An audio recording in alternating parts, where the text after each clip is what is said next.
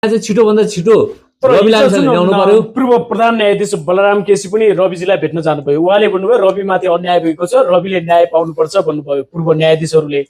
तर न्यायालयमा बसेका न्यायमूर्तिहरूले चाहिँ यो कुराहरू किन बुझ्दैनन्? अब यो त अब त्यही उहाँलाई चाहिँ ठोक्ने झोलेहरूलाई एकचोटि सोध्नुपर्छ। हेर्नुहोस् होइन, जो रवि लामिछानेलाई ठग भन्ने मान्छे, रवि लामिछानेलाई ठग, रवि लामिछानेलाई सहकारी ठग, रवि लामिछाने हो सबै सिद्ध्याउने भएको भए रवि लामिछानेलाई 1 वर्षदेखि सहकारीको मुद्दामा भित्र हालिराखेको छ होइन। अनि सहकारी पीडितले पाए त पैसा अहिलेसम्म? मेरो प्रश्न उहाँहरूलाई क्या, सहकारी पीडितको पैसा सबै पाउनु पर्ने होइन भने एकजना मान्छे सहकारी पीडितले पैसा पाउनु भएको छ त भनेपछि त्यो रवि लामिछाने कारणले हो रहेछ त? त्यो होइन भन्ने त पुष्टि भइसकेको छ त। सहकारी पीडितहरूले भन्न थाल्छ के रवि लामिछाने सहकारी ठग होइन भन्न थाल्छ के? त्यो पुष्टि हुँदा पनि सबैजनाले देख्ने त्यो त कस्तो भने त्यो जसले आरोप लगाउनु पर्छ उसैले हो सहकारीको पैसा ठगेको चाहिँ। किनभने भोलि हामी यो बाहिर निस्क्यो भने हामी हो नै खाएको होइन, सबै एक रविले निकालेर हामीले भित्र हाल्छ होइन। त्यस कारणले बरु यो चाहिँ यही ठग हो भनेर यसलाई चाहिँ भनिदिएपछि हामी चाहिँ बस्नु पाउँछ। कहिलेकाहीँ चाहिँ जनताले पत्याएन नि त। हुन्छ 46 लाख रविको पक्षमा हस्ताक्षर भयो, देश रविमै भइसकेको पछिल्लो समय जेनजी पुस्ताहरू रविको पक्षमा उभिएका छन्।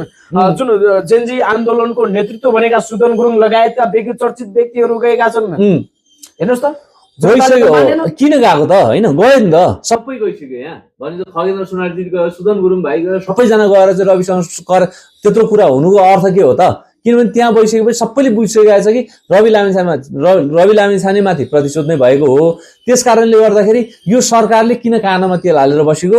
कमसेकम रवि लामिछानेको काम त मलाई एउटा आयोग गठन गर्ने बित्तिकै 1 हप्ताभित्र उहाँको काम फाइनल भइसक्छ है। फाइनल भएर जसले रवि लामिछानेलाई प्रतिशोध साँधेर जाल साँझी मुजामा भित्र हालेछ त्यो रवि लामिछानेले निकालेर तिनीहरूलाई त्यहाँ भित्र हालेर रवि लामिछाने 1 वर्षदेखि बसेको सम्पूर्ण क्षतिपूर्ति यिनीहरूलाई तिराउनु पर्छ क्या। यिनीहरूलाई त महाअभियोग लाग्छ नि त। महाभियोगै लाउनु पर्दैन।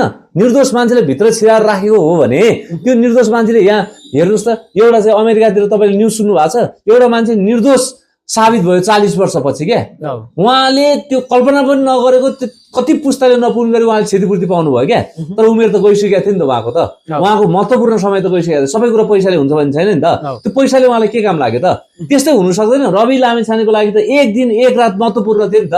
त्यो महत्त्वपूर्ण भएको मान्छेलाई आज 1.5 वर्ष त्यत्रो भित्र चाहिँ कालो कोठरीमा थुनेर राख्नुहुन्छ त?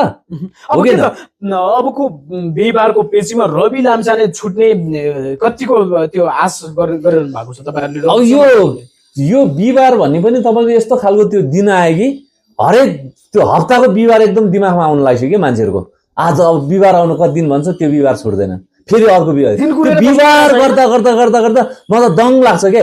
अब हेर्नुहोस् है, आज बुधबारको दिन हामी इन्टरभ्यू दिँदैछौँ, अब बिहिबार आउनु लाग्यो नि त।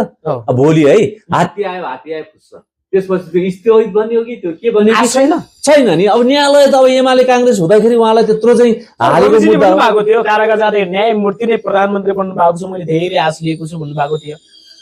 अहिले होइन खोइ त, त्यही त भन्छु त कसम भनेको। तपाईँहरूलाई मैले यत्रो इन्टरभ्यू दिएर बस्नुपर्छ जस्तो लाग्दैन थियो कि। अनि मैले एकचोटि रवि लामिछानेको फ्यानहरूलाई पनि एकचोटि तर्साइदिएको थिएँ कि, रिस उठेर आयो क्या मलाई क्या।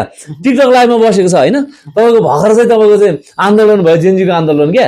अनि 23, 24, 25मा हामीलाई त बसिरहेको छु नि होइन। तल रवि दाई कहिले निस्किन्छ दाई, रवि दाईले कहिले न्याय पाउँछ दाई, रवि दाईले निकाल्नुपर्छ दाई भनेर त तल मेसेज कमेन्ट आउँछ क्या।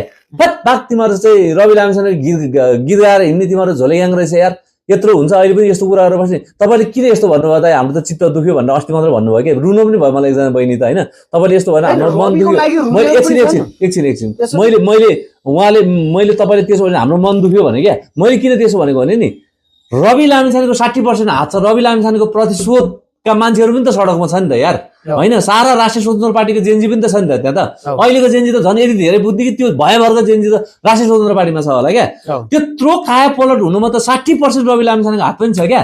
उहाँको कारणले जिन्दगीमा सपनामा नसोचेको मान्छे आज प्रधानमन्त्री छ क्या। सपनामा नसोचेको मान्छे गृहमन्त्री छ। हिजो कल्पना गरेको छ नि कुलमान दाईको चाहिँ आन्दोलनमा तपाईँहरू क्यामेरामा खिचेको होइन त, ब्ल्याङ ब्ल्याङ पुलिसको बुट त मेरो साथी पनि पऱ्यो नि त त्यतिखेर। त्यो बेलामा चाहिँ मैले भने त पख तिम्रो झोलेलाई 1 दिन कुलमान घिसिङ पनि छ नि, यो देशको ऊर्जा मन्त्री भएर आउनेछ भनेर भनेको थिएँ नि मैले डाइरेक्ट। आज त्यही कुलमान दाई चाहिँ 3टा मन्त्रालय सम्हालेर बसेको होइन। मैले सोच्नु भएको थियो उहाँले चुनाव लडेपछि दुनियाँ गरेपछि आफ्नो